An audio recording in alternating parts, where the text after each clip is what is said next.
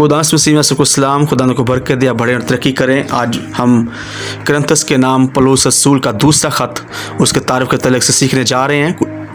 दूसरे करंथियों के कुल अबवाब 13 और कुल आयात 256 है। बड़ा बाब इसमें से 11 और छोटा बाब 13 है। करंतस की कलीसिया को जब पौलुस रसूल ये ख़त लिख रहे हैं तो ऐसा महसूस होता है कि वो दुख या तकलीफ़ में है।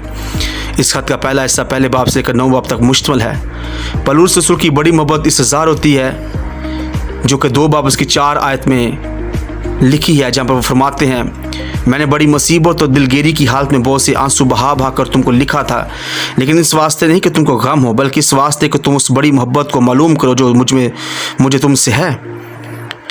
इसकी सबसे ज़्यादा लुभाने वाली आयात जहाँ वो 2 बाब 15, 16 और 17 आयात हैं, क्योंकि हम खुदा के नज़दीक निजात पाने वालों और हलाक होने वालों दोनों के लिए मसीह की खुशबू हैं। बाज़ के वास्ते तो मरने के लिए मौत की बू और बाज़ के वास्ते जीने के लिए ज़िंदगी की बू है।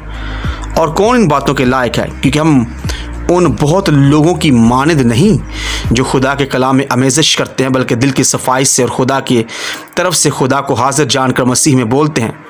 इस खत का दूसरा हिस्सा 10 बाब से लेकर 13 बाब पर मुश्तमिल है। इस खत के जो मरकज़ी मजमून है उनमें से जो पहला पॉइंट है वो है कि पौलुस रसूल करंतस की कलीसिया को इनकरेज कर रहे हैं, उनकी हौसला अफजाई कर रहे हैं। दूसरा पॉइंट है खुदा का नया अहदनामा शरीयत पर मबनी नहीं बल्कि रूह कुद्दस पर इन्हिसार करता है। तीसरा पॉइंट है जो कि मसीह यीशु में है वो नया मखलूक है। और चौथा जो पॉइंट है वो है यरूशलेम में खुदा के लोगों के लिए मदद के लिए चंदा देना भी ज़रूरी है। इसकी रहनुमाई पौलुस रसूल कर रहे हैं। इस खत का मकसद हौसला अफजाई करना या रहनुमाई करना है। ये 57 ईस्वी में लिखा गया। इसके बाद इसने पौलुस रसूल ने यह ख़त अपने शिगिर्द तीतस के हाथ करंतस के नाम को भेजा। इस शहर में थिएटर थे, तमाशगाह थे और फिर बहुत से बेहयाई के अड्डे थे। इस शहर में शिफा के देवता का मंदिर भी था जिसका नाम था एसी ग्लोबस।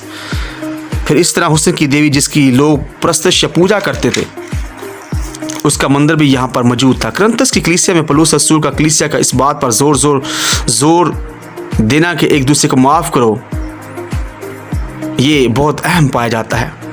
इस किताब को बुक ऑफ ओपन हार्ट के नाम से भी पुकारा जाता है, क्योंकि पौलुस रसूल अपने दिल की बातें खुलकर करंतस से करना चाहते हैं। फिर इसमें सिखाया गया है कि अपने चर्च को कैसे काउंसलिंग के जरिए बदला जा सकता है।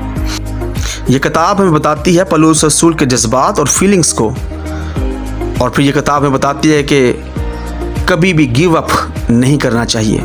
उन्होंने बताया कि जो कुछ चैप्टर नंबर 6 में किस कदर उन पर तशद्दुद किया गया। बाब 6 उसकी 3 और 13 आयत हमें बताती है कि पौलुस रसूल पर किस कदर तशद्दुद किया गया। 6 बाब की 11 में पौलुस रसूल बड़ी खूबसूरत बात फरमाते हैं, ऐ करंथियों मैंने तुमसे खुलकर बातें की और हमारा दिल तुम्हारी तरफ से कुशादा हो गया। 12 आयत में लिखा है, हमारे दिलों में तुम्हारे लिए तंगी नहीं मगर तुम्हारे दिलों में तंगी है। पौलुस रसूल ने अपना दिल खोलकर सब बताते हैं ताकि उनकी हौसला अफजाई हो और वो भी अपने दिल की गम, दुख, तकलीफ़ को उनके साथ बयान कर सके। मैं अक्सर ये बात आपके साथ कहता हूँ कि रूहें जीतने से पहले दिल जीते, और दिल तब तक नहीं जीते जा सकते जब तक दिल एक दूसरे के खुले ना। यानी अपने दिल दूसरे के लिए खोलना ज़रूरी है। अपनी खुशी और अपने गम में शरीक करना बहुत ज़रूरी है। पौलुस रसूल अपने दुख और तकलीफ़ों को बयान कर रहे हैं। अगर हम रोमी हुकूमत के लिए इस बात को देखें कि कैसे रोमी हुकूमत कैदियों को जेल में रखते थे, तो हमें पता चलता है कि उनकी जेल ज़मीन में गड्ढा खोद कर या होल करके बनाई जाती थी और उसमें कैदी को रखा जाता था और ऊपर से लॉक कर दिया जाता था। और अगर ज़मीन के नीचे बड़ा सुराख खोद कर जब उसमें किसी कैदी को रखा जाता होगा तो आप जान सकते हैं कि उसमें किस कदर घुटन या सफोकेशन होगी।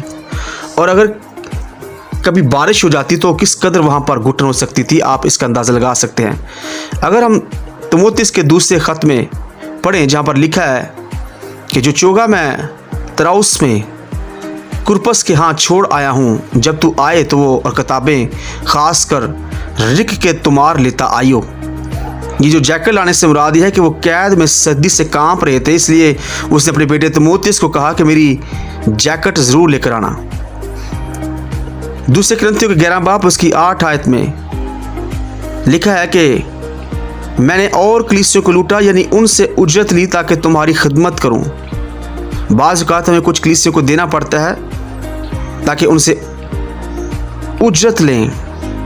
कभी कभी किसी ज़िंदगी को या कलीसिया को जीतने के लिए हमें इस पर खर्च करना पड़ता है या ये खादम को सीखने की ज़रूरत है। ये किताब में बताती है कि उनके अंदर एक तकलीफ़ थी, एक उनकी कलीसिया उनको समझ नहीं पा रही थी और वो अपने कांटे के बारे में बात कर रहे हैं। कांटा चुभोया गया है और 3 दफ़ा वो खुदा मसीह से कहते हैं कि ये कांटा निकाल दिया जाए, लेकिन खुदा मसीह ने कहा नहीं नहीं नहीं, बल्कि उन्होंने कहा तेरे लिए मेरा फजल ही काफ़ी है। खिदमत में होते हुए हमें 3 चीज़ों की ज़रूरत है। एक बच्चे के दिल का होना, और आपके पास या खादमों के पास एक स्कॉलर के दिमाग का होना जो कि बदी और अच्छाई दोनों का मुकाबला कर सके। और तीसरी जो अहम बात वो यह है कि आपकी स्किन जो वो राइनोसोरस या गैंडे की तरह होनी चाहिए। ये तीसरा पॉइंट इसलिए है कि आपकी कलीसिया आपको राइनोसोरस या गैंडे जैसी जिल्द जैसी बना देती है, यानी सख्त कर देती है आपको। आप तकलीफ़ और मुसीबत को बर्दाश्त कर करके सख्त स्किन या राइनोसोरस या गैंडे जैसी स्किन आपकी हो जाती है। कुरिन्थियों का ख़त में बताता है कि पौलुस रसूल नहायत हलीम और मेहरबान और कुर्बानियों देने के लिए तैयार रहते थे। खादम होते हुए कभी कभी हमें भी कलीसिया पर गुस्सा आता है कि हम भी उन पर चलाएं, लेकिन पौलुस रसूल बड़ी खूबसूरती से बता रहे हैं कि वो चलाए नहीं, बल्कि वो खुद कहने लगे मैं तो अपोलोजाइज़ करता हूँ, इकरार करता हूँ, अगर कोई मुझसे कोई गलती हुई है तो मुझे माफ़ कर दो। सो खुदा आपको और मुझे कलाम खुदा पर अमल करने की तौफीक बख्शे। आमीन।